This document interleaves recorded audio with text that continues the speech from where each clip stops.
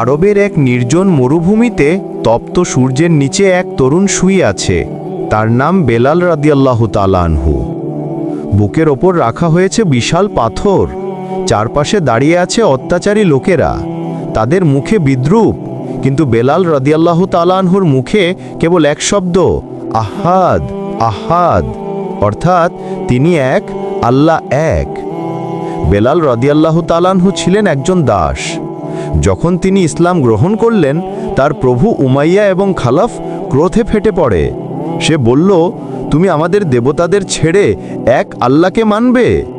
বেলাল রাদিয়াল্লাহু তাআলা আনহু দৃঢ় কণ্ঠে উত্তর দিলেন, আমি সেই আল্লাহকেই মানি যিনি আসমান ও জমিন সৃষ্টি করেছেন। তখন শুরু হয় ভয়ঙ্কর নির্যাতন। তপ্ত মরুভূমিতে তাকে শুইয়ে বুকের ওপর ভারী পাথর রাখা হয়। প্রত্যেকটি শ্বাস যেন মৃত্যুর মতো কষ্টদায়ক। কিন্তু তার মুখ থেকে কোনো আর্তনাদ নয়, শুধু উচ্চারণ, আহাদ আহাদ। চারপাশের লোক অবাক হয়ে যায়। এ কেমন মানুষ, যাকে এত কষ্ট দেওয়া হচ্ছে, তবুও সে হাসছে, তবুও সে তার প্রভুকে ডেকে যাচ্ছে? এই খবর পৌঁছে যায় মহানবী হযরত মুহাম্মদ সাল্লাল্লাহু আলাইহি ওয়াসাল্লামের কাছে। তিনি আবু বকর রাদিয়াল্লাহু তাআলা আনহুকে বলেন, যাও বেলালকে মুক্ত করো। আবু বকর রাদিয়াল্লাহু তাআলা আনহু উমাইয়ার কাছে যান এবং তাকে মূল্য দিয়ে বেলালকে মুক্ত করেন। সেদিন বেলাল মুক্ত বলেন দাসত্ব থেকে, কিন্তু তার ঈমানের মুক্তি তিনি আগেই অর্জন করেছিলেন।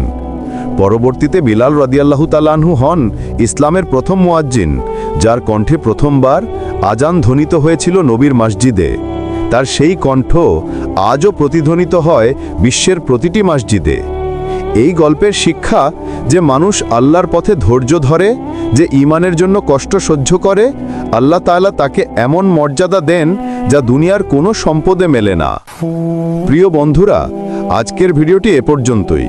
ভালো লাগলে আমাদের এই চ্যানেলটি সাবস্ক্রাইব করে পাশেই থাকবেন। আমরা এই চ্যানেলে প্রতিদিন একটা করে ইসলামিক ভিডিও আপলোড করে থাকি। প্রিয় দর্শক, যদি মনে হয় আমাদের এই কাজটি আপনার কাছে ভালো লাগে, তাহলে অবশ্যই ভিডিওটি শেয়ার করে দেবেন আপনার বন্ধুদের মাঝে এবং ফ্যামিলির মাঝে। আবারও দেখা হবে পরবর্তী ইসলামিক একটা ভিডিও নিয়ে। এতক্ষণ ভালো থাকুন, সুস্থ থাকুন, আল্লাহকে স্মরণ করুন, 5 ওয়াক্ত নামাজ পড়ুন।